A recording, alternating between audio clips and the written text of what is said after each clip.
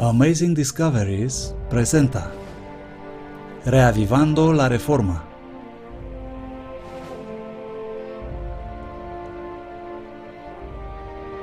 Presentado por el profesor Walter White.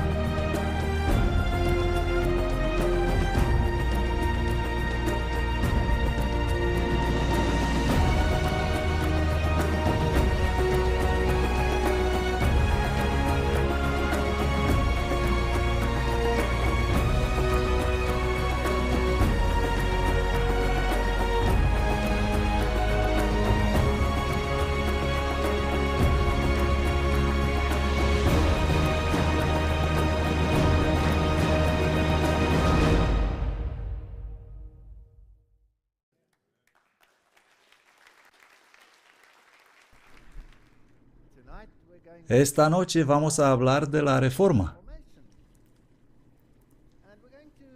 Y vamos a observar brevemente algunos de los acontecimientos históricos que ocurrieron y luego ver dónde nos encontramos hoy. Y luego, a medida que avanzamos en el ciclo de conferencias, iremos más y más y más exactamente en lo que ha sucedido con el tiempo y en dónde estamos hoy. ¿Y cómo sucedió? Estos temas son fascinantes. He titulado esta conferencia Que haya luz. Y por supuesto se trata de la historia de la Reforma. Y en particular de Lutero. Martín Lutero nació en Eisleben el 10 de noviembre de 1483 de Hans y Margarita Lutero. Cuando nos fijamos en esos retratos, ¿cuál es la imagen que nos viene en la mente? ¿Cuáles son los pensamientos y conjeturas que fluyen a través de sus sentimientos cuando miran esto? ¿Qué ven? Sí, oigo dificultad. ¿Dirían que la riqueza extrema es representada aquí? No. Probablemente la pobreza. Esas personas parecen haber tenido una vida difícil. Y deben haber trabajado sus dedos hasta los huesos, y la vida cobró su precio de ellos. Pero esos son los padres de Martín Lutero. Y realmente, según la historia, trabajaron muy duro desde la posición en la cual estaban para enviar a su hijo a la universidad, si queremos decirlo en términos modernos, para estudiar entre los mejores de los mejores, para convertirse en un teólogo que no solo estaba por encima de la media, sino buscado por los duques que estaban compitiendo por cargos universitarios. Así que él fue un estudioso brillante, no fue solo un erudito ordinario. Esta es la ciudad de Lutero, Wittenberg. Aquí es donde tuvo su primer puesto después de graduarse y convertirse en doctor en teología. Aquí es donde dio clases en la universidad y donde fue también el pastor, el sacerdote de esta iglesia particular que vemos aquí. Y él tomó su misión muy en serio. Bueno, dentro de esta iglesia, así como se ve,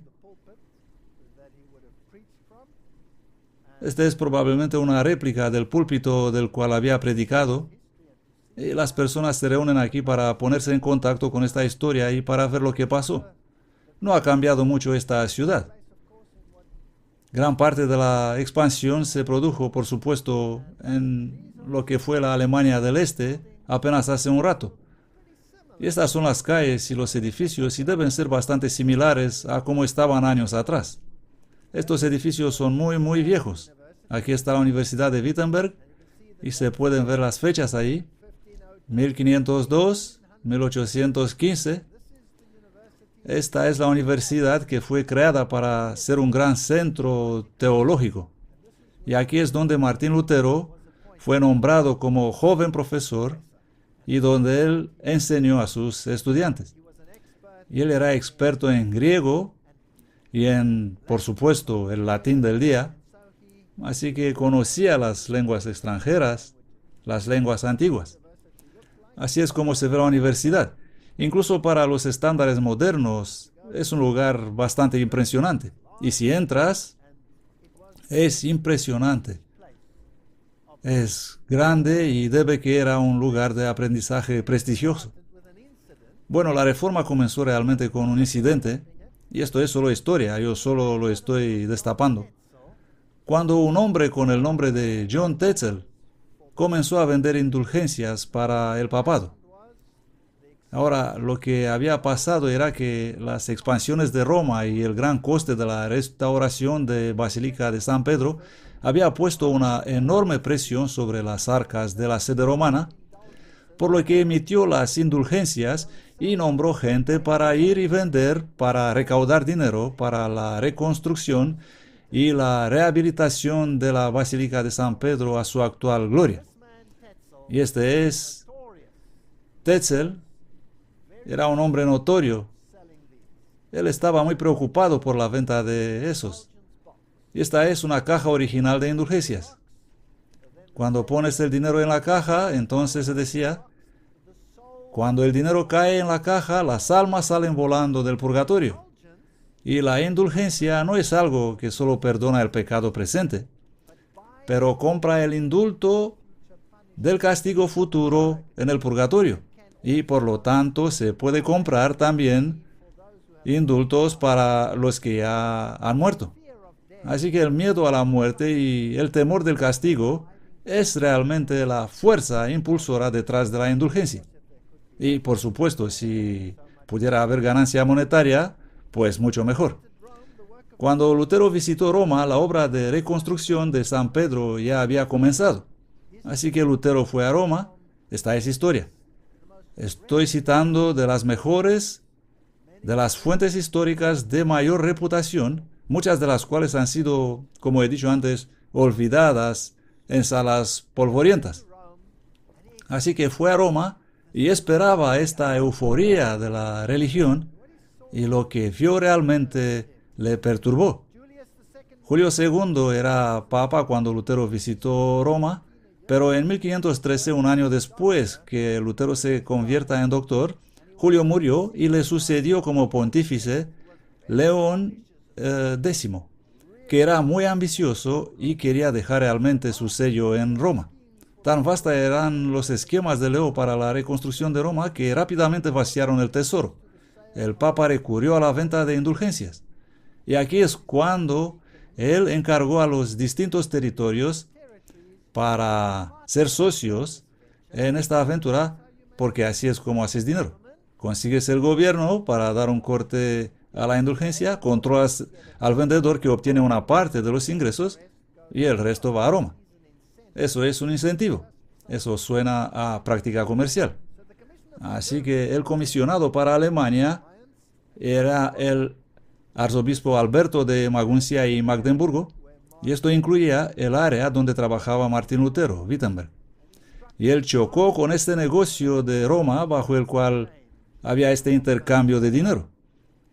Y entonces él, el subcomisario más destacado y no menos blasfemo, dice esta fuente, esto viene de la historia del protestantismo, era Juan Tetzel, un fraile dominico que parecía haber combinado la voz de un pregonero con los halagos sin escrúpulos de un chapucero. De pueblo en pueblo a través de Alemania, Tetzel pasaba con su séquito. A la cabeza de la procesión, la bula del Papa para la emisión de indulgencias se llevaba en un cajón sobre un cojín de terciopelo. El dominicano llevaba una gran cruz roja de la cual eran suspendidos los brazos de León X, y detrás de él venían las mulas que transportaban los fardos de indulgencias. Me gustaría leerles un buen número de citas esta noche, porque la forma en que estas personas lo describen es realmente fascinante. Y saben, cuando se piensa en la Edad Media, siempre se piensa en esos pueblos primitivos atrasados. Ellos no usaban cuchillo y tenedores, así dicen, como los presentan en las películas. Siempre había esos grandes trozos de carne y ellos son... Y tenemos esta imagen de esos bárbaros. Y por cierto, el hombre bárbaro hoy en realidad significa alguien que es inculto, que es un bárbaro. Pero eso no es de donde vino el nombre originalmente. El nombre vino de los griegos, que no comprendían el idioma de los bárbaros, que constaba en una mezcla de dialectos alemánicos y que ellos oían cuando esa gente hablaban y les parecía algo como bárbaro. Y así los griegos empezaron a llamarlos bárbaros. De ahí viene el nombre. Pero hoy, por supuesto, ese nombre tiene una connotación totalmente distinta. Esta es un poco de interesante historia. De pueblo en pueblo a través de Alemania, Tetzel pasaba con su séquito. A la cabeza de la procesión, la bula del Papa para la emisión de indulgencias se llevaba en un cajón sobre un cojín de terciopelo. Ahí estamos, con todas estas mulas cargadas. Y las llaves, una estaba en la mano de Tetzel y la otra en la mano de los banqueros, y la tercera estaba en la mano de las autoridades civiles. ¿No es bonito? Tenemos el gobierno, las agencias, los banqueros, y tenemos al benefactor, el recipiente final, Roma, con implicación total. E iba por la ciudad gritando: las indulgencias son el más precioso y noble don de Dios.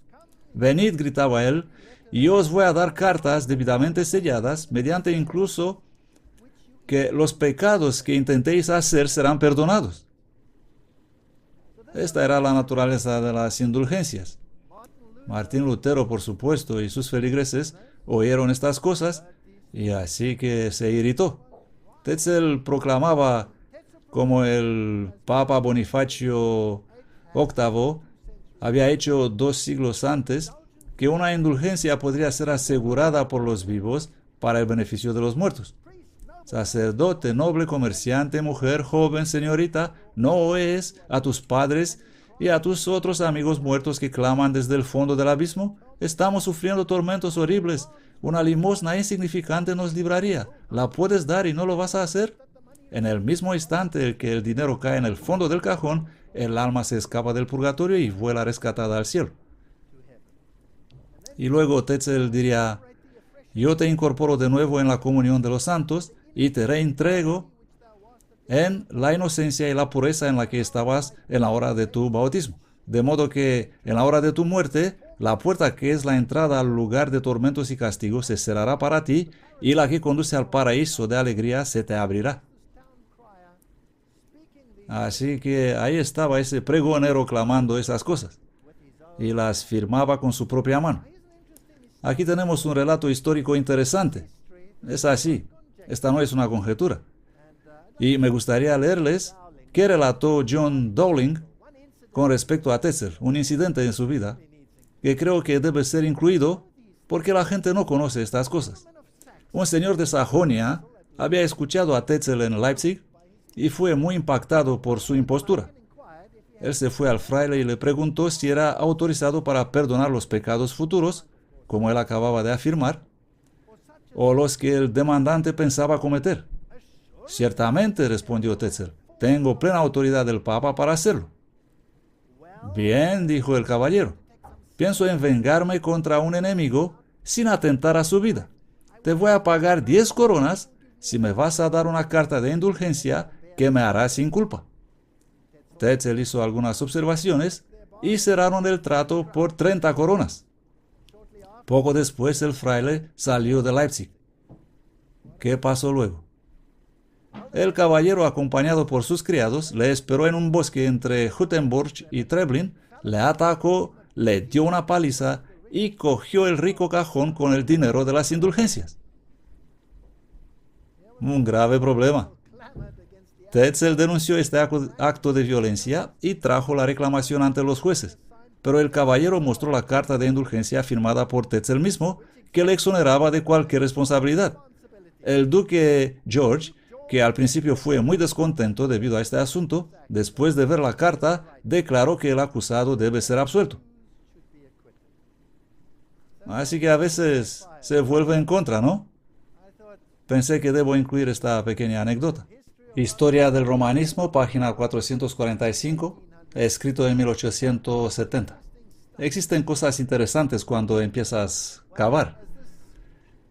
Según nos dice esta cita, Tetzel fue posteriormente encontrado culpable.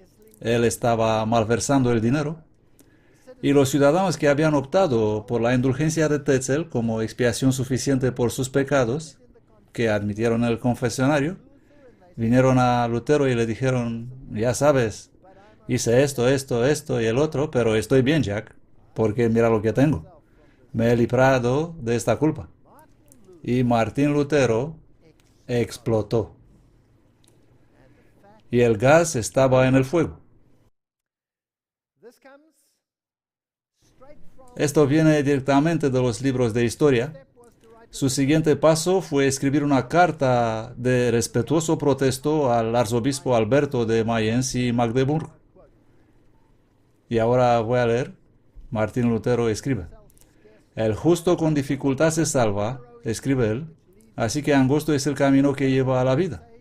Los que son salvos son llamados en las marcas bíblicas, salvados del infierno. En todas partes el Señor nos recuerda la dificultad de la salvación. ¿Cómo entonces se atreven estos hombres en hacer que las pobres almas confíen fatalmente en la salvación mediante la mera fuerza de la indulgencia y vanas promesas compradas?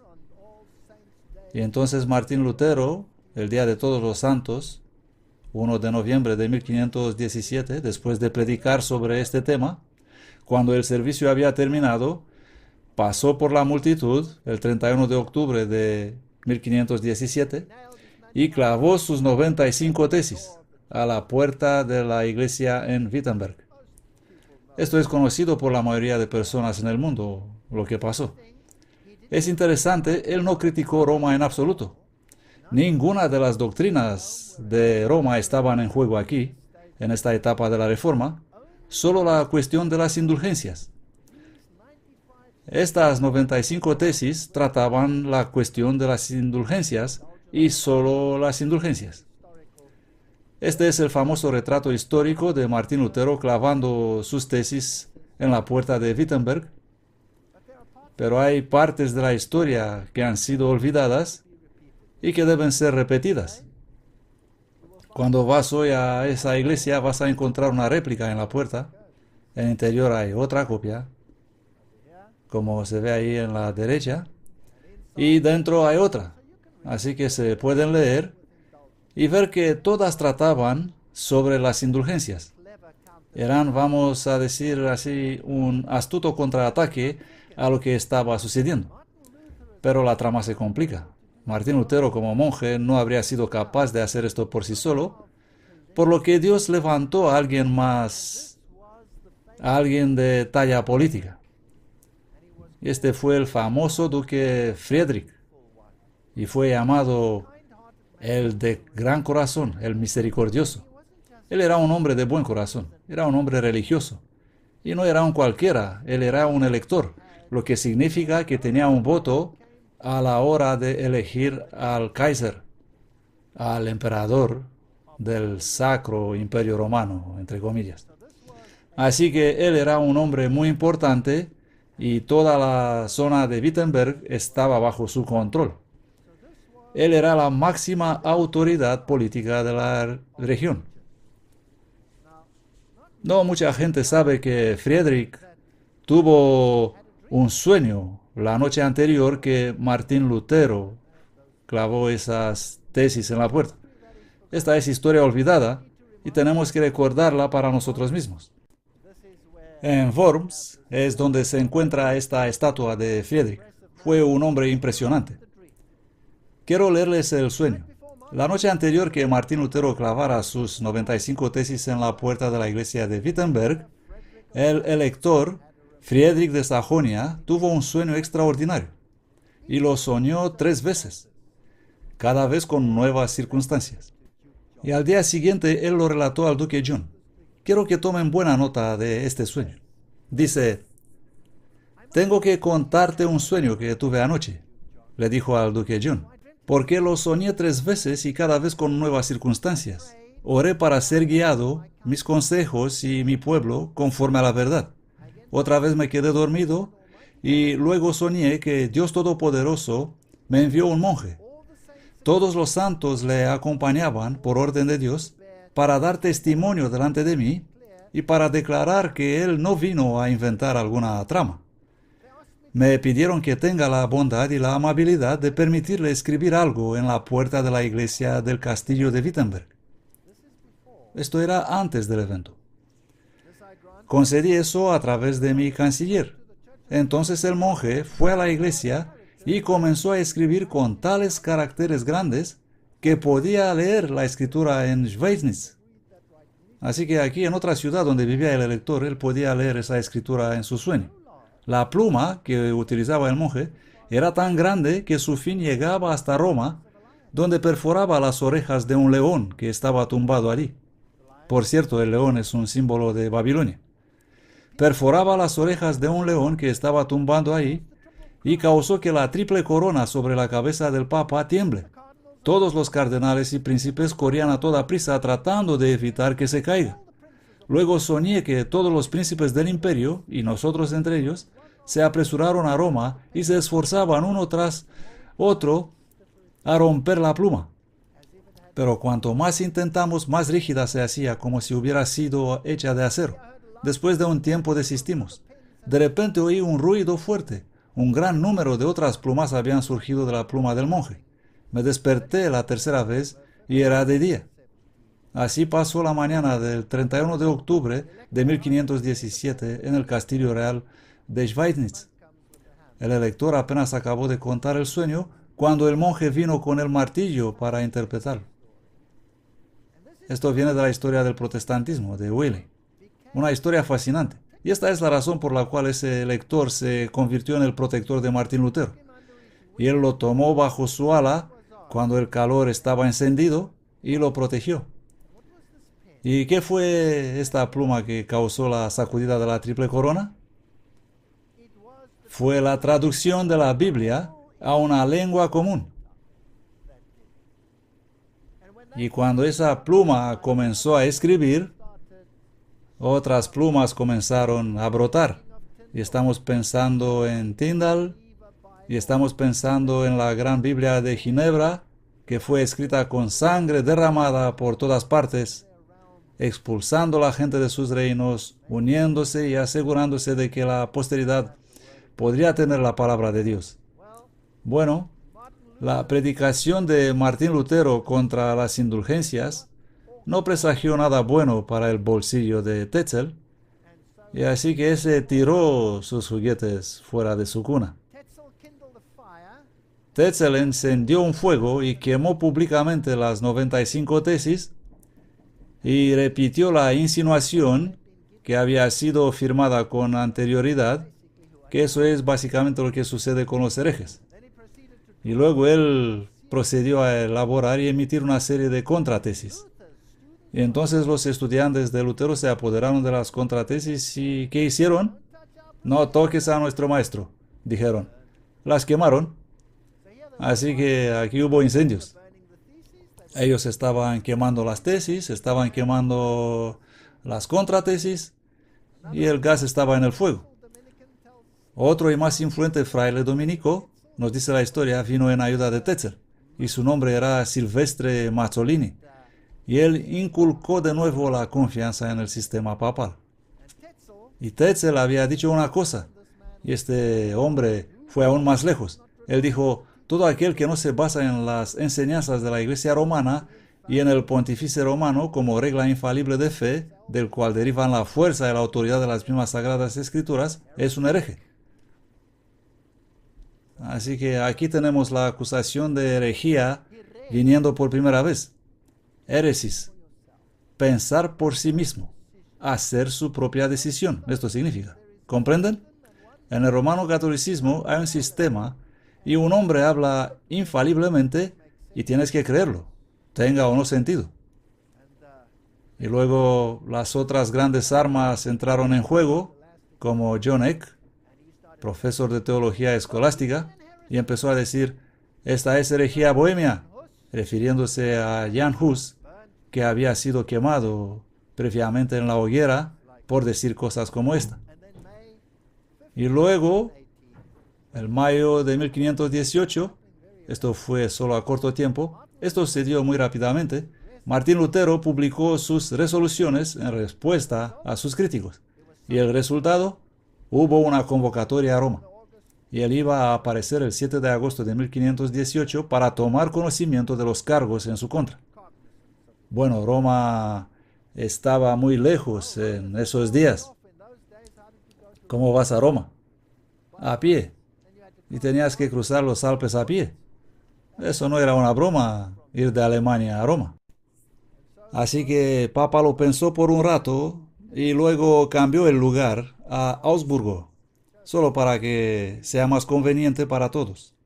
Y Martín Lutero escribió, cuando fue convocado a Augsburgo, en medio de sus enemigos, Cristo reina. Que viva Cristo, que muera Lutero. Que el Dios de mi salvación sea exaltado. Él decidió tomar su posición con Dios. Este escritor protestante reformador escribe, Augsburgo se había fijado como el lugar del juicio y el reformador salió andando a viajar hasta allí. Grandes temores fueron preparadas para él. Fue amenazado abiertamente que iba a ser atacado y asesinado en el camino, y sus amigos le imploraban no aventurarse. Incluso le rogaron marcharse por un tiempo de Wittenberg y encontrar la seguridad con los que gustosamente le protegerían. Pero él no abandonaría la posición en la que Dios le había colocado. Debe seguir fielmente para mantener la verdad a pesar de las tormentas que estaban golpeando sobre él. Su lenguaje era, soy como Jeremías, un hombre de pleitos y contiendas, pero cuanto más aumentan sus amenazas, más multiplican mi gozo. Ellos han hecho ya pedazos mi honor y mi buen nombre. Todo lo que me queda es mi miserable cuerpo. Déjenlos que lo tengan. Van a acortar mi vida con unas horas, pero en cuanto a mi alma, no la tendrán. El que decide llevar la palabra de Cristo al mundo debe esperar la muerte a cada hora. Un tipo duro este Martín Lutero. Ahora, si saltamos desde su tiempo hasta la actualidad, ¿cuál fue el problema? Las indulgencias. Jueves 6 de diciembre de 2007. ¡Wow! Eso fue hace poco. El Papa aprueba indulgencias de Lourdes. El Papa Benedicto XVI concedía gran importancia a las indulgencias. El Papa Benedicto XVI ha autorizado indulgencias especiales con motivo del 150 aniversario de la magnífica aparición de la Virgen María en Lourdes. ¡Wow! Fascinante. Y continúa. El pontífice también dijo a los creyentes que oraron en los lugares de culto dedicados a Nuestra Señora de Lourdes de 2 a 11 de febrero del próximo año, este año 2008. Siento que llego un poco tarde para darle esta información. Si hubiera llegado antes, podrían haber aprovechado la ocasión. O que no pudieron hacer el viaje, que también podrían recibir indulgencias. El decreto fue firmado por el cardenal norteamericano G. Francis Stanford, quien es el jefe de la penitenciaria apostólica, un tribunal del Vaticano para indulgencias y para asuntos de conciencia. Y luego relata un poco de historia. ¿Saben? Es casi como si este papado moderno está diciendo, ¿cuál fue el problema de la reforma? Aquí, en tu cara, la indulgencia más grande en la historia de la Iglesia Romano-Católica. Una indulgencia universal. Ni siquiera tienes que ir al lugar, solo piensa en ello antes de esas fechas y tendrás una indulgencia. Y el mundo protestante es mudo, ni una palabra. Volvamos a la historia. Primera reunión de Lutero con el cardenal Caetano, 11 de octubre, el día después de que habría recibido un salvoconducto del emperador. Esta es una historia fascinante. Saben, Jan Hus también había recibido un salvoconducto, y el emperador estaba cuando se reunieron en Constanza, y el prelado papal condenó a Hus, pero el emperador le había dado paso libre, garantizado. Y el prelado papal miró al emperador y dijo: Jan Hus, se te condena a muerte. ¿Y qué hizo el emperador?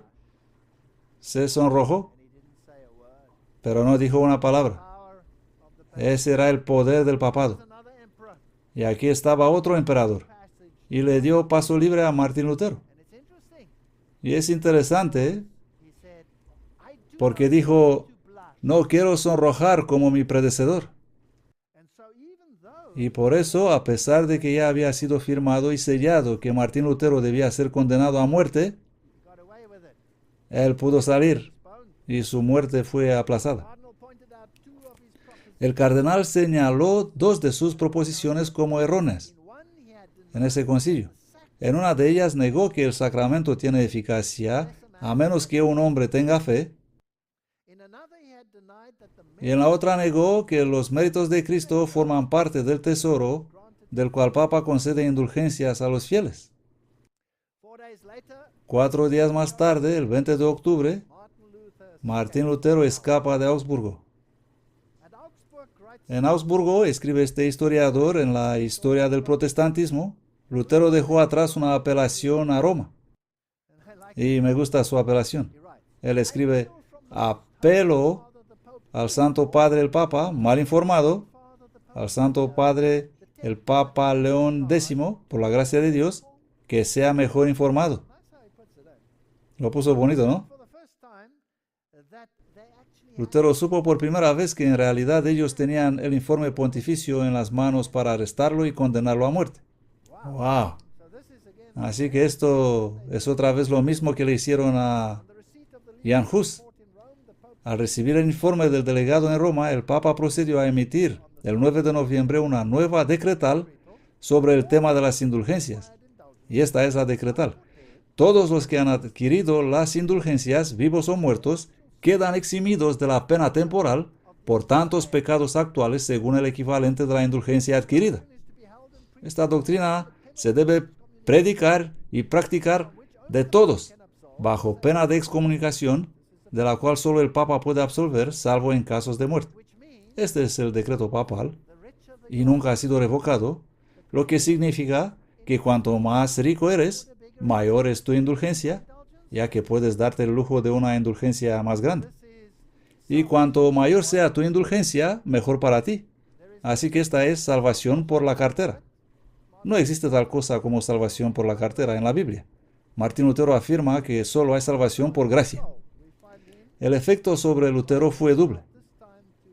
Le encontramos escribiendo en ese tiempo a su amigo Wenceslaus Link en Nuremberg. Él decía: cada día crece sobre mí la convicción que Papa es el anticristo. Aquí estaba la batalla. Y luego, el 15 de junio de 1520, llegó una bula papal condenando como escandalosas, heréticas y condenables 41 de las proposiciones extraídas de los escritos de Lutero. Y Lutero escribe su famosa obra, La cautividad babilónica de la Iglesia. La Iglesia está en el cautiverio babilónico. La Iglesia está repitiendo la historia del antiguo Israel. Una hermosa visión tipológica. Las tipologías que promulgan los relatos bíblicos dan un mensaje más grande sobre la verdad. Y Martin Luther pone todo junto y declara que sin fe en la promesa de Dios, el sacramento está muerto. Es como un cofre sin joya, como una vaina sin espada. No puedes ser salvo por lo que haces. No puedes ser salvo por un ritual, confiar en un sacramento, haciendo gestos. Si no está aquí en el corazón, es muerto. Esta es la teología protestante temprana. Hoy sabemos que no existe tal cosa como salvación por sacramento, si vas a través de la Biblia. Así que el 31 de octubre de 1517, Martín Lutero expuso su tesis. El 3 de enero de 1524, la bula papal estaba allí. Así que estos hechos ocurrieron en un periodo muy corto de tiempo. Y entonces fue llamado a Worms, y esto es lo que dijo. Me llaman, fue la respuesta de Martín Lutero a sus amigos. Se ordenó y decretó, continuó él, que me presente en esa ciudad. Ni voy a retractarme ni huir. Iré a Worms, a pesar de las puertas del infierno y del príncipe de la potestad del aire. Y se fue allí, solo. Estuvo delante del emperador y delante de la iglesia. Estuvimos en Worms. Ahí estaba esta magnífica reformación de la estatua. Estaba cubierta porque la limpiaban, pero estaba decidido a echar una mirada. Así que nos hemos deslizado dentro, a donde eran los que la limpiaban.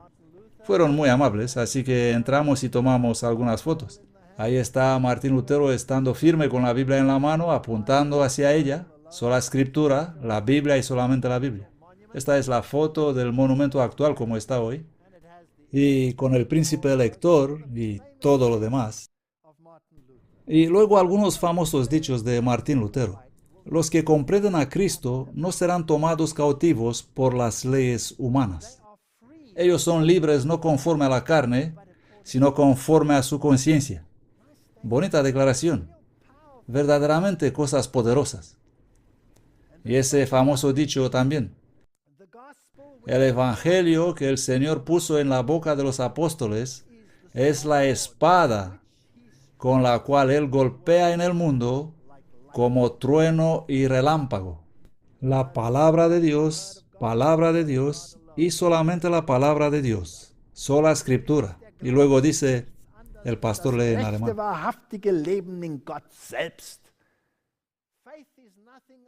La fe no es otra cosa que vivir verdadera y absolutamente en Dios mismo.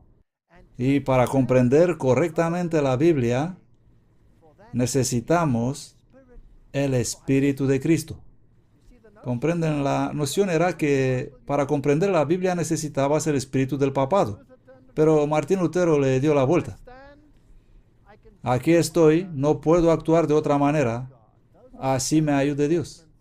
Estas son algunas de las famosas declaraciones de Worms. La iglesia o el sitio donde este encuentro tuvo lugar fue destruida en algún momento después y no existe hoy, sino una plaza que se ve ahí. Esa es la catedral justo al lado y dentro puedes ver esta réplica del edificio donde Martín Lutero dijo esas memorables palabras delante del Kaiser. Pero si intentas tener acceso a esa historia, no puedes. Estaba cerrado. Había una valla rodeando todo el sitio, las puertas cerradas con pesadas cadenas, y yo necesitaba estas fotos para venir aquí y mostrarles. Así que estuvimos pensando, a ver cómo vamos a conseguir esto. Y tuvimos que subir esas cosas con pinchos. Y ven que ya no soy joven, pero fue divertido. Hemos saltado con todas las cámaras por ahí y hemos conseguido entrar. Y ¿saben qué es interesante? En todos los lugares donde están estos sitios de la Reforma, como les he mostrado ayer, las huellas se han borrado ya.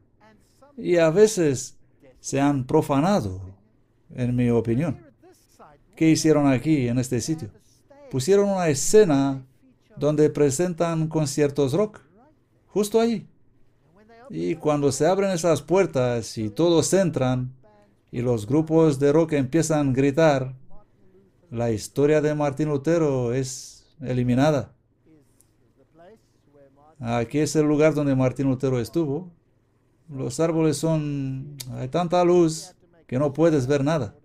Así que tuvimos que hacer una sombra para poder leer. Y lo que dice ahí, este es el aula, la gran sala donde estuvo de pie, lee en alemán. Aquí estuvo delante del Kaiser y el reino Martín Lutero en 1521. Y habló estas memorables palabras: aquí estoy, no puedo actuar de otra manera, así me ayude Dios. Esta es la escena para los grupos rock. Hay los asientos, los bancos, y ahí puedes disfrutar de lo que sea. Bueno, Martín Lutero escapó de Worms y su amigo el elector lo trajo consigo y lo puso en el castillo de Wartburg que vimos anoche, y ahí fue realizada la mayor obra para los siglos venideros, la que hizo posible para nosotros conocer qué dijo realmente Dios. Ahí él contempló su vida, habiendo sido ese piadoso monje de la iglesia que nunca quiso dividir. Ahí él asimiló la verdad del Nuevo Testamento y vio que todos los apóstoles habían sido casados y que ninguna de esas estructuras eclesiásticas eran en realidad bíblicas, y pensó en lo que vio y en lo que experimentó y en lo que escribió sus famosas obras y escribió sus memorables Notes Monasticis, que es su obra en contra del monacato, del todo el sistema de monjes y monjas, y habló sobre los excesos, los peligros y la naturaleza no bíblica de estos ejercicios. Y la gente empezó a salir, los monjes abandonaban los monasterios, las monjas se separaban también, abrazaban el protestantismo, y toda la imagen del cristianismo fue cambiada. Martin Luther es responsable por estos actos. Él mismo dijo: no voy a casarme porque mi vida está en peligro y qué voy a ofrecer a mi esposa. Pero hubo una señora muy persistente. Ya saben, algunas señoras pueden ser muy insistentes. Y ella no le dejó escapar. Ahí está, Katharina von Bora. Ella misma había sido monja y ella y Martín Lutero se casaron y tuvieron 6 niños. Y existen relatos fascinantes. Saben, nunca hay que despreciar una buena mujer. Martín Lutero a veces estaba deprimido. Y sí, hubo momentos cuando él encontraba consuelo en una copa o dos, cosa que los críticos modernos aman usar para exagerar sobre esto. Y este hombre que estuvo por la justicia e hizo tantas cosas rectas y habló tantas cosas, estuvo desalentado en algún momento, sí. En un momento en su vida ni siquiera movía más. Y Caterina se despertó una mañana, se vistió en negro, con velo negro y todo en tono negro. Y no dijo una palabra, solo estaba con él haciendo lo que tenía que hacer, ya saben, comida y lo demás. Y día tras día, ella llevaba la ropa negra, hasta que finalmente Martín Lutero ya no pudo callar. Él dijo: ¿qué te pasa? ¿Qué hay de esta ropa negra que llevas siempre? Y ella dijo: estoy de luto. Y él dijo: ¿de luto? ¿Para quién estás de luto? Y ella dijo: estoy de luto por Dios. Está muerto. Ha muerto. Y Martín Lutero la miró y dijo: Dios no está muerto. Ella dijo: tú ciertamente actúas como si él fuera muerto. Luego en Wartburg él empezó a traducir el Nuevo Testamento. En mayo de 1522 la impresora Melchior Lotter comienza su trabajo en este volumen de 444 páginas. Y ahora escuchen esta historia interesante. Esta edición se agotó rápidamente y fue seguida inmediatamente por una nueva edición revisada conteniendo 21 ilustraciones del Apocalipsis de Juan basadas en 15 xilografías del Apocalipsis hechas por Dürer. Y hemos visto algunas de ellas anoche. Este es el informe de Lutero a Spalatino. El 10 de diciembre de 1520 a las 9 de la mañana, todos los siguientes libros papales fueron quemados en Wittenberg. Parece que esta gente estaba encendida. En la puerta oriental, cerca de la Santa Cruz, la ley del canon, ¡wow!, quemó la ley del canon.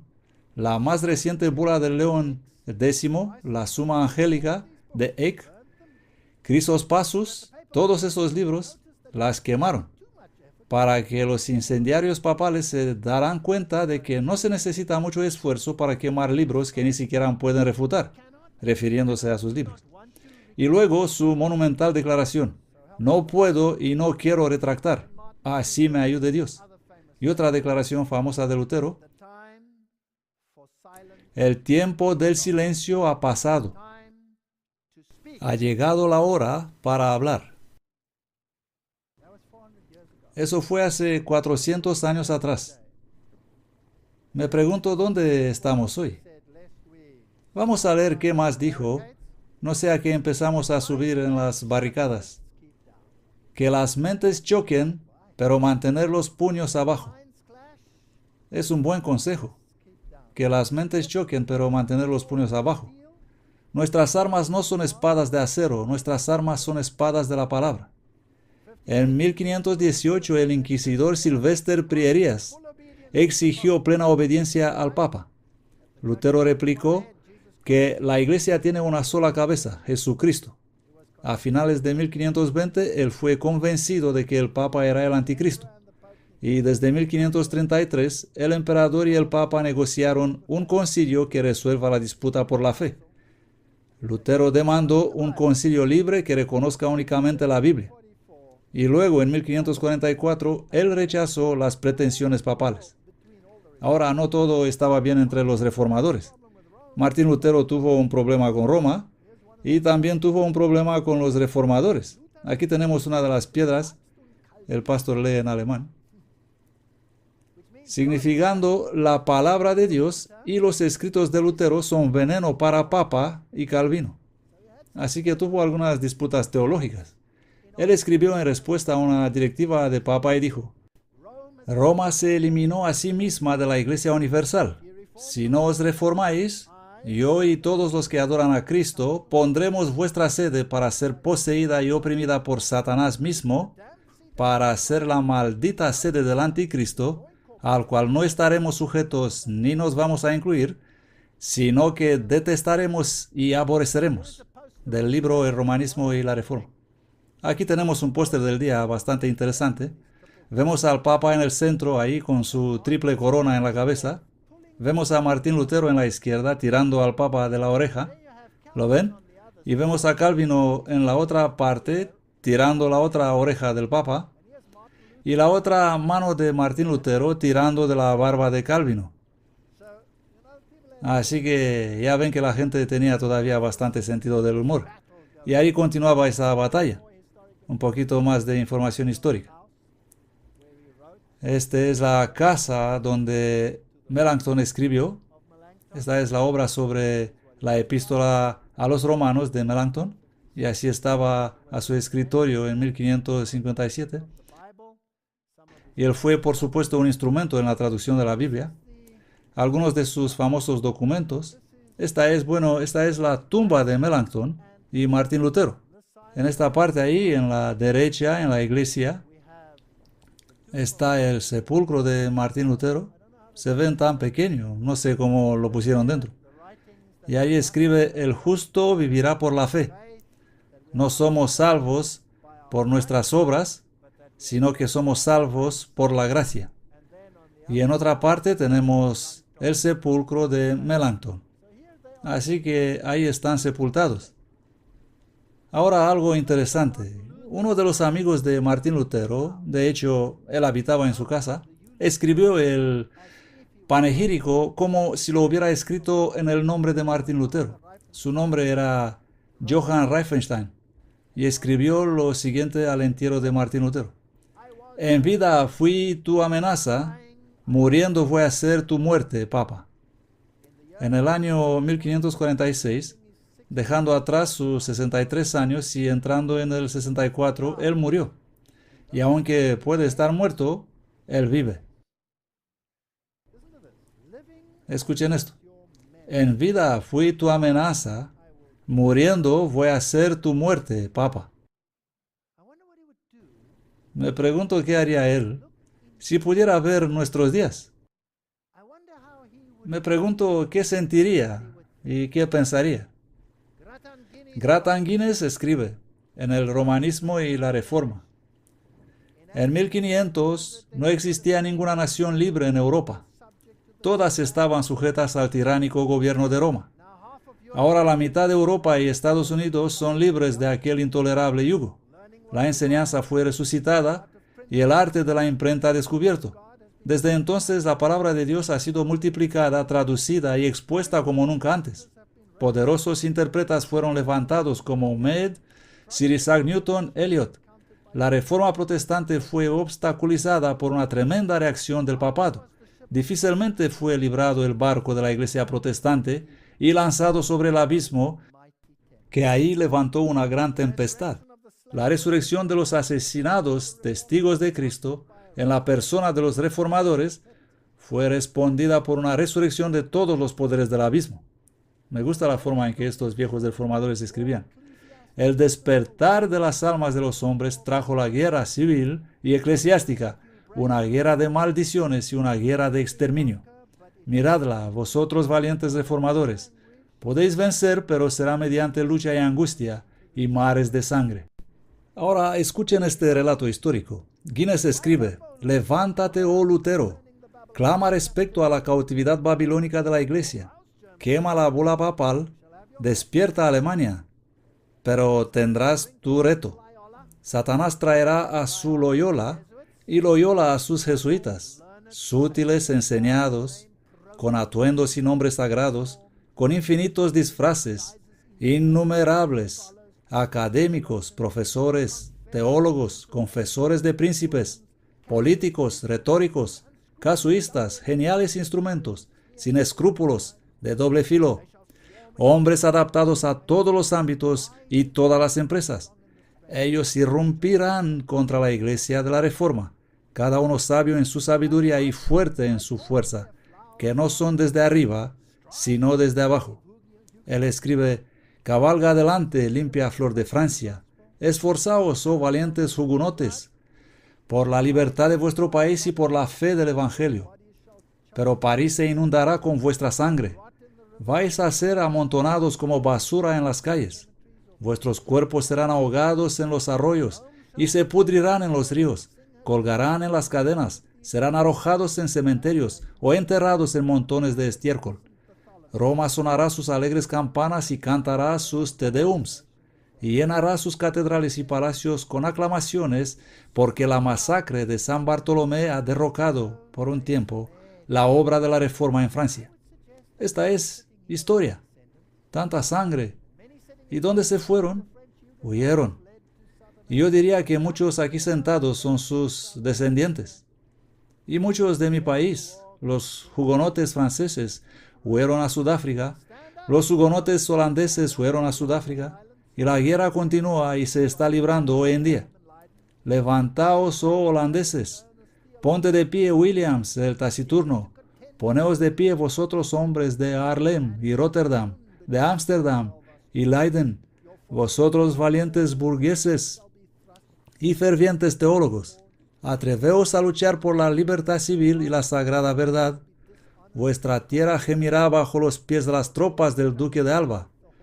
Vuestras fortalezas caerán, vuestros ciudadanos serán traspasados por espadas españolas, vuestras pertenencias serán saqueadas, vuestras esposas y vuestras hijas serán deshonradas y vilmente asesinadas, vuestros hijos pisoteados por los cascos de caballos y pisoteados como el lodo de las calles.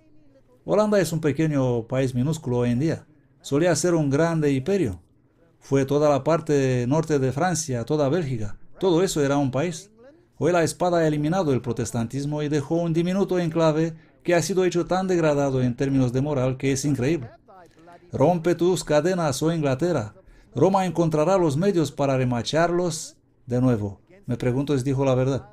Has de tener a tu María la Sanguinaria y a tus fuegos de Smithfield. Quemarán en ellos a los obispos protestantes. Contra tu isla del Mar Cenido, España enviará su orgullosa armada. Una flota de 130 grandes naves de guerra vendrá a través de los mares, 12 de ellas llevando el nombre de los 12 apóstoles. Serán cargadas de marineros y soldados con espadas y pistolas, con sacerdotes y jesuitas. El Papa bendecirá las banderas. Ay de ti, oh Inglaterra, si el cielo no te ayudará, si sus vientos abandonarán tu causa. Qué magnífico roce poético a través de la historia. esas naves vinieron, esa masiva armada española. Y Sir Francis Drake, con una decena de barcos, trataba de estar en contra de ella, en esas pequeñas embarcaciones. Y luego vino la tormenta y barrió esa armada y la estrelló contra las costas de Escocia.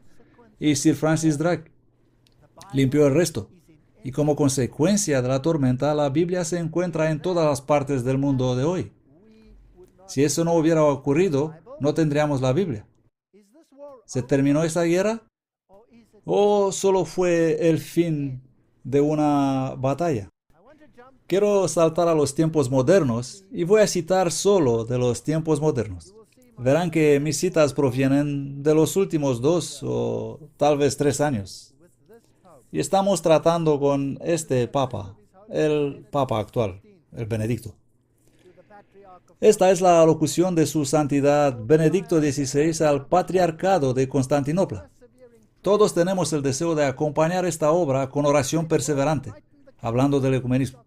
Que el Señor ilumine a los miembros católicos y ortodoxos para que puedan presentar sobre la base de la Sagrada Escritura y de la tradición de la Iglesia, ese fue el problema de la Reforma, ha vuelto, soluciones que nos puedan llevar a dar pasos importantes hacia la plena comunión.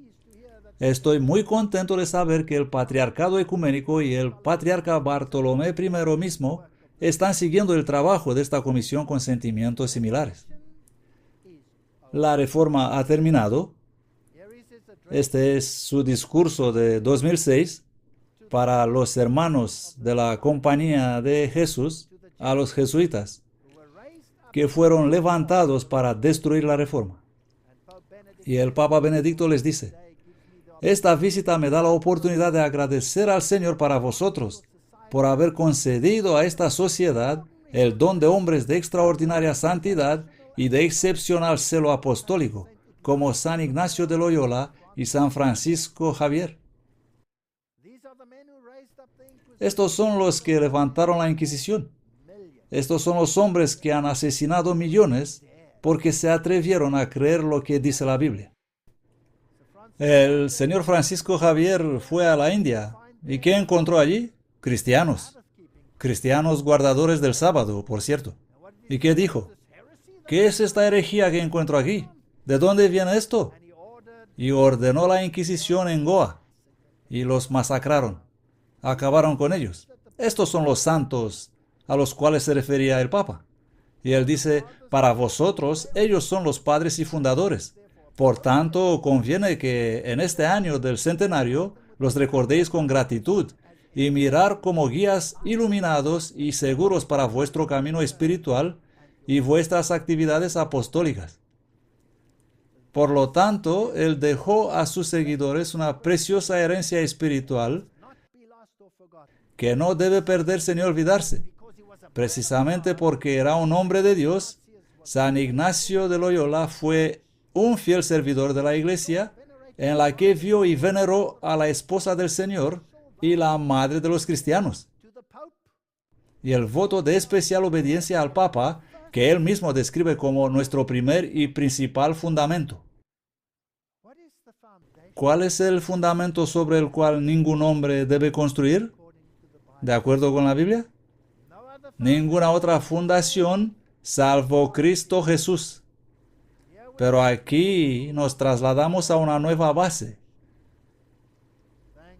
Gracias a la contrarreforma de los jesuitas.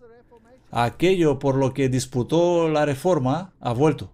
Esta característica eclesial tan específica de la Compañía de Jesús continúa viviendo en vosotros y en vuestras actividades apostólicas, queridos jesuitas, para que podáis cumplir fielmente las necesidades urgentes de la Iglesia hoy en día. Aquí está su informe, diciembre de 2007. Todo esto viene directamente del propio Vaticano. Papa llama las divisiones cristianas un escándalo. La reforma nos divide. Tenemos que unirnos. El diario The Christian Post informa que el Papa Benedicto llama las divisiones entre los cristianos un escándalo para el mundo. En una ceremonia conjunta el jueves con el líder espiritual de la Iglesia Cristiana Ortodoxa, ellos se dividieron hace 1000 años. El protestantismo dividió hace 400 años. Vamos a reunirnos va a haber un solo líder religioso.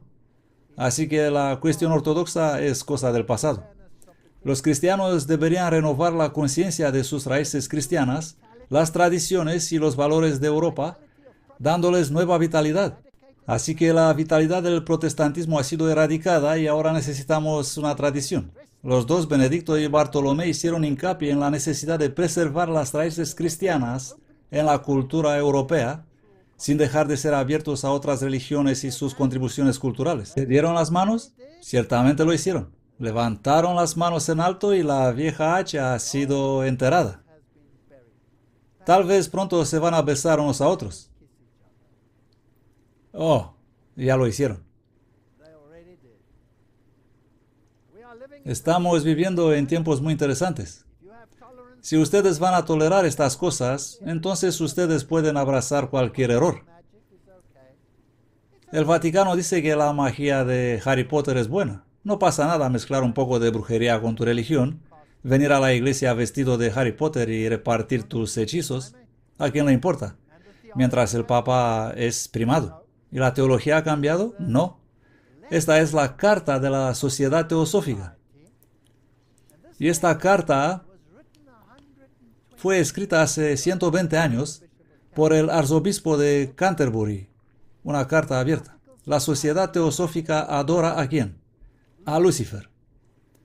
Es adoración abierta y descarada a Lucifer. ¿Cuál es el nombre de su revista? El nombre de su revista es Lucifer. Y esto es lo que escribió. Lucifer al arzobispo de Canterbury, hace 120 años. Mi señor primado de toda Inglaterra, hacemos uso de una carta abierta a su gracia como un vehículo para transmitirle y por su intermedio a los clérigos y a sus ovejas y a los cristianos en general que nos consideran como enemigos de Cristo, una breve exposición de la posición que ocupa la teosofía respecto al cristianismo, ya que creemos que el tiempo para hacer esta afirmación ha llegado. Su gracia es sin duda consciente de que la teosofía no es una religión, sino una filosofía a la vez religiosa y científica, y que la obra principal hasta el momento de la Sociedad Teosófica ha sido la de revitalizar en cada religión su propio espíritu animador, alentando y ayudando la investigación sobre el verdadero significado de sus doctrinas y ritos. Los teosofistas saben que el más profundo penetra en el significado de los dogmas y las ceremonias de todas las religiones, y el mayor se convierte en su similitud subyacente aparente, hace 120 años, hasta que finalmente llega a una percepción de su unidad fundamental. Este terreno común no es otro que la teosofía, la doctrina secreta de las edades, que diluida y disfrazada para adaptarse a la capacidad de la multitud. Siento que todos estamos tan mal informados y patéticos, pero sigamos. Y los requerimientos de la época ha formado el núcleo viviente de todas las religiones. Es hora de unir todas las religiones bajo la teosofía, bajo el reinado de Lucifer. Esta es la carta de Blavatsky, Lucifer, volumen 1, número 4, diciembre de 1887, página 242-251. Noticias cristianas, Iglesia Reformada Holandesa, ese es el presbiterianismo. La Iglesia Reformada Holandesa está comprobando si Satanás existe. ¡Qué bueno!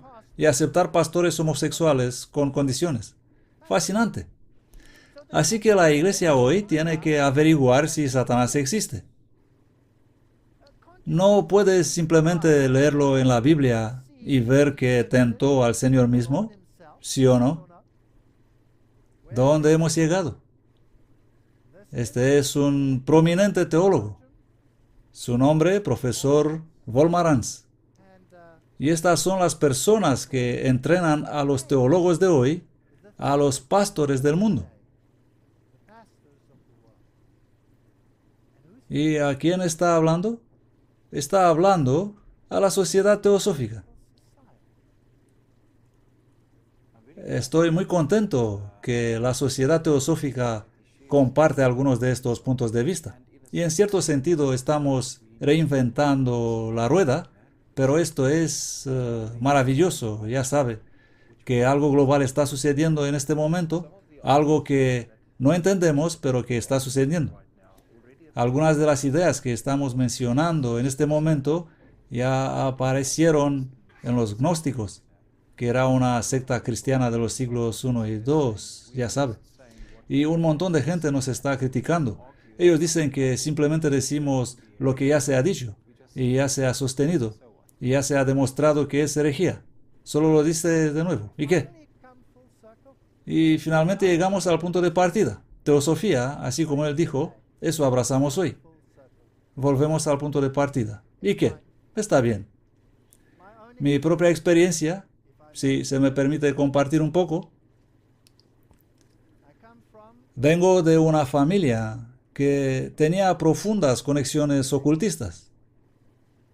Y quería declarar claramente, soy un tipo bastante travieso, así que quería que ustedes tengan una declaración que solo se puede obtener de alguien de dentro. Y mi esposa, por haber sido la hija de un muy alto, prominente ocultista, que ahora está muerto, y tengo un gran respeto por mi suegro, hemos utilizado su nombre para llamar a la puerta de sus conexiones ocultas anteriores para preguntarles si podríamos guardar un libro de ellos. Pero cuando se enteraron quiénes éramos y quién era mi esposa en particular, fueron tan emocionados que nos invitaron a entrar.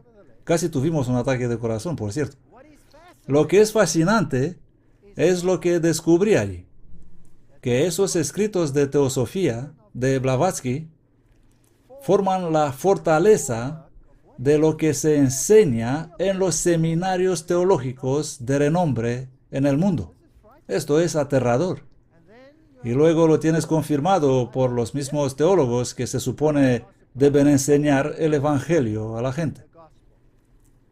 El Vaticano repite, las demás denominaciones cristianas no son verdaderas iglesias.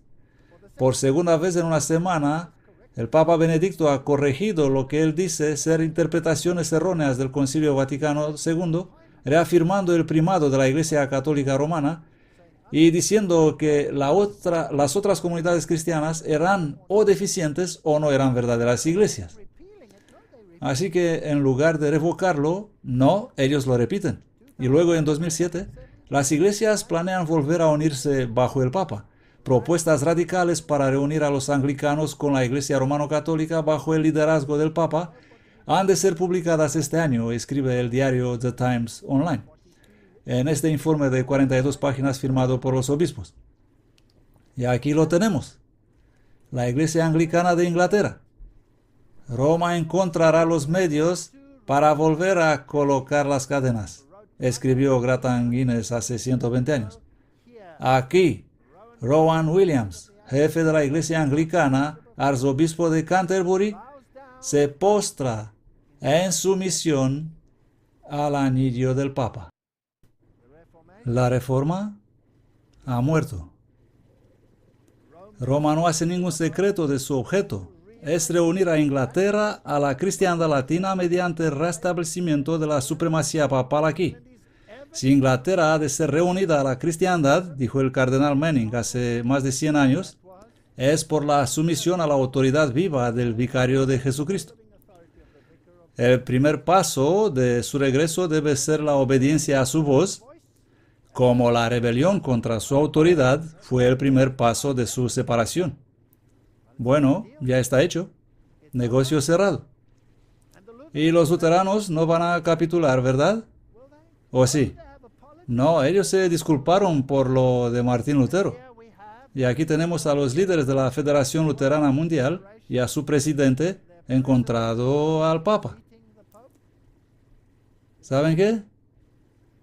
Cuanto más grande sea la cruz, más pequeña es la fe. Cuanto menor sea la fe, más grande la profesión exterior. Aquí están, vestidos en los colores adecuados. Noten, de negro, en contraste con el blanco de Papa. Si alguna vez seré llamado al Papa, voy a vestirme de rosa. El presidente de la Federación Luterana Mundial elogia al Papa Benedicto XVI por su contribución personal a la declaración conjunta. un documento brillantemente escrito que es puro catolicismo. Y aquí intercambian sus regalos. Pueblo luterano, ¿qué has hecho? Y luego la Alianza Mundial de Iglesias Reformadas. Eso es todas las iglesias reformadas del mundo. Esta es la reforma.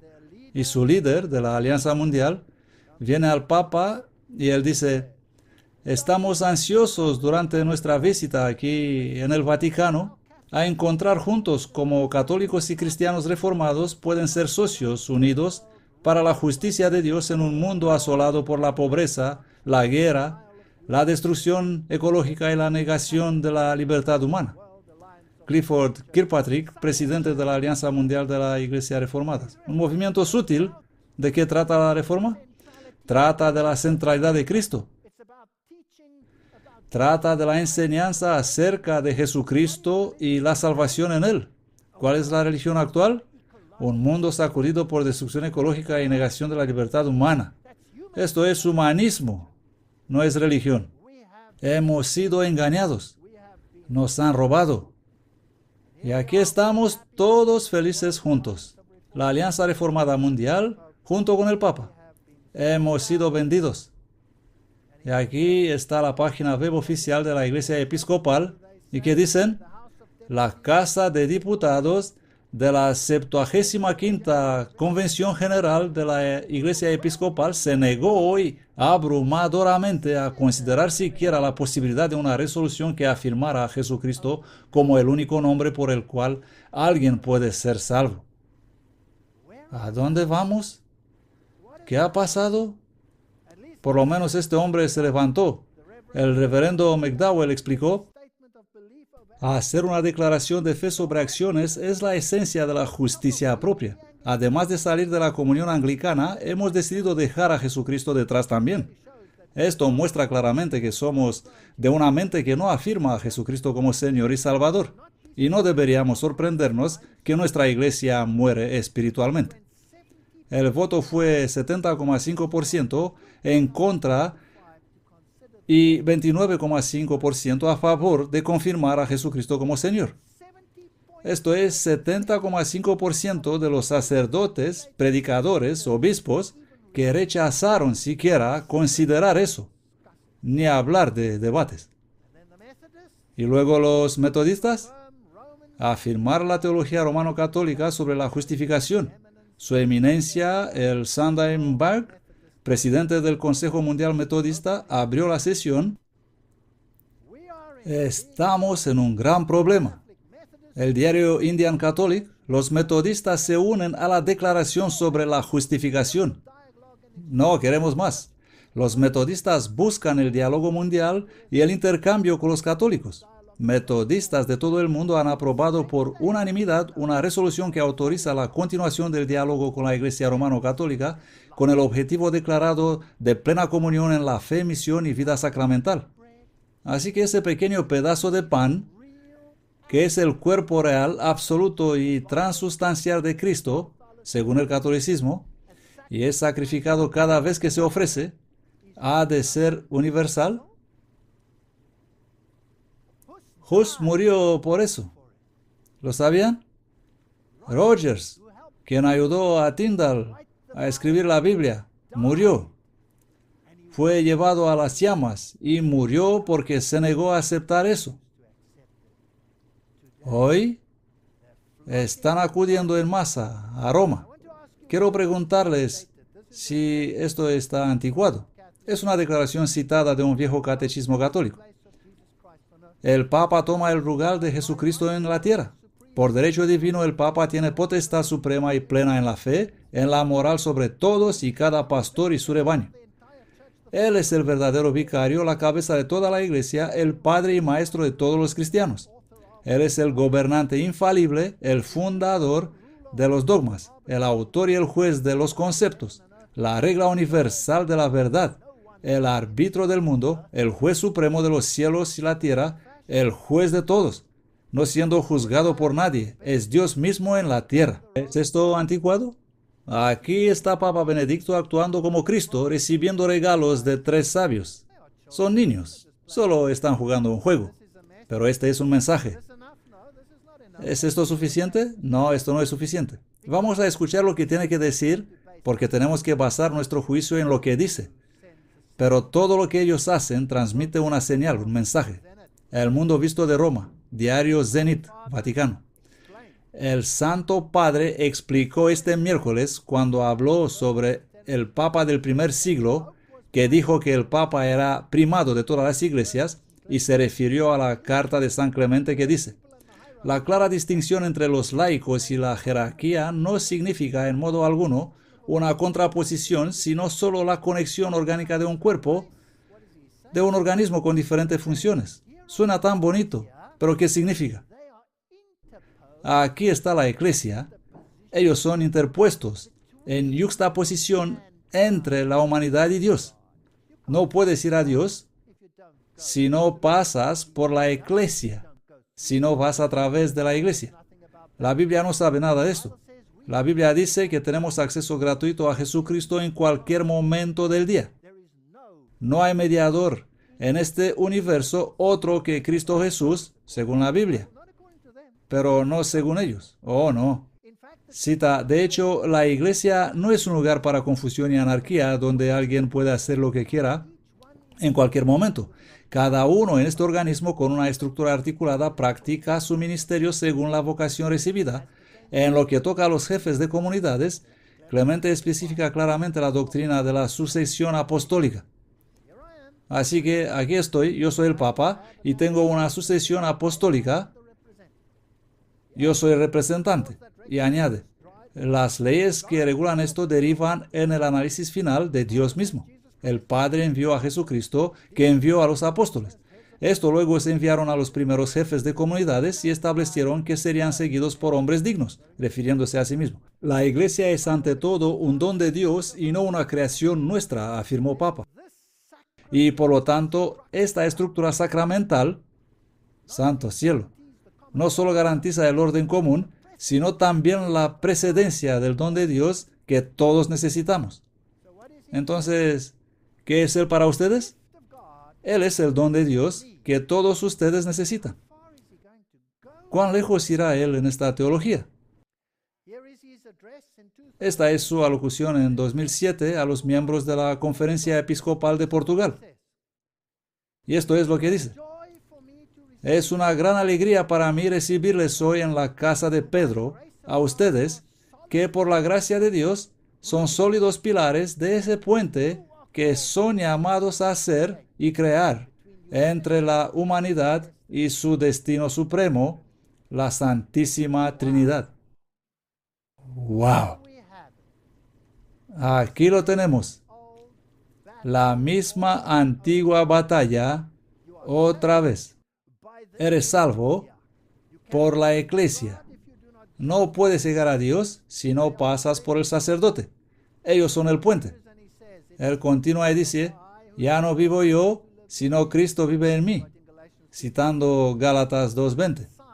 Un signo concreto de esta encarnación es el derramamiento de la vida de Cristo que emana de mí en la vida de los demás. Esto se debe a que no puedo tener a Cristo solo para mí. Puedo pertenecerle a Él solo en unión con todos los que se han convertido o serán suyos. Nos convertimos en un cuerpo aunados en una única existencia. Este cuerpo de Cristo que abraza la humanidad de todos los tiempos y lugares es la iglesia. Entonces, ¿cómo eres salvo? Eres salvo por el Papa. Es la gracia de Cristo que fluye a través de Él a los sacerdotes, que son el puente mediante el cual tienes acceso a Dios. No. La Biblia dice que tenemos un solo mediador entre Dios y el hombre. Y no el clero y Dios, no el hombre y Dios, un solo mediador, el hombre, Cristo Jesús. No rebajáis a Jesús. No hay marcha atrás en el viaje ecuménico, dice el Papa. El Papa se encuentra ahora con el secretario general del Consejo Mundial de Iglesias, y durante la cumbre dijo: no hay marcha atrás. Y todas esas iglesias comprendían 561 millones de personas que tienen que volver atrás y aceptar la primacía papal, cosa para la cual Lutero y todos los reformadores, muchos de ellos lucharon y murieron. El camino entre Roma y Ginebra no siempre ha sido suave, pero leo solo esa palabra, no tenemos que leer toda la cita del Consejo Mundial de Iglesias, esa palabra lo dice todo. Irreversible. Fin. Eso significa que el Papa está diciendo que la reforma ha muerto, la han matado, se ha terminado. Aquí está su discurso a los miembros del grupo de trabajo conjunto entre el Consejo Mundial de Iglesias y la Iglesia Católica de enero de 2008. Espero estar al día lo suficiente sobre los temas. Ya no estoy hablando de historia antigua. Estoy hablando aquí y ahora. Estoy serio. Me complace darle la bienvenida a ustedes, miembros del grupo conjunto de trabajo entre el Consejo Mundial de Iglesias y la Iglesia Católica reunidos en Roma para iniciar una nueva etapa de su trabajo. El Consejo Mundial de Iglesias y la Iglesia Católica han disfrutado de una relación fructífera ecuménica que se remonta a la época del Concilio Vaticano II. El grupo de trabajo conjunto que empezó en 1965 ha trabajado asiduamente para fortalecer el diálogo de la vida, que mi predecesor, el Papa Juan Pablo, llamó diálogo de caridad. Vaya, esta cooperación ha dado expresión viva a la comunión que existe entre los cristianos y ha promovido la causa del diálogo y el entendimiento ecuménico. Estamos sujetos a su gracia, la del Papa. El cardenal Casper elogia el compromiso ecuménico del Papa. Y si te atreves a hablar en contra de eso, aquí está el artículo del periódico Soy un terrorista, dice el Vaticano, de 2007. Bueno, es finalmente oficial.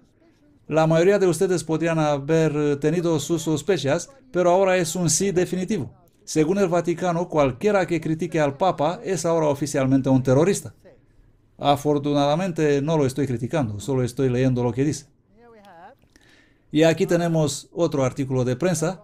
Los participantes se reúnen en Pasadena y formaron un nuevo consejo que se llama Iglesias Cristianas Unidas.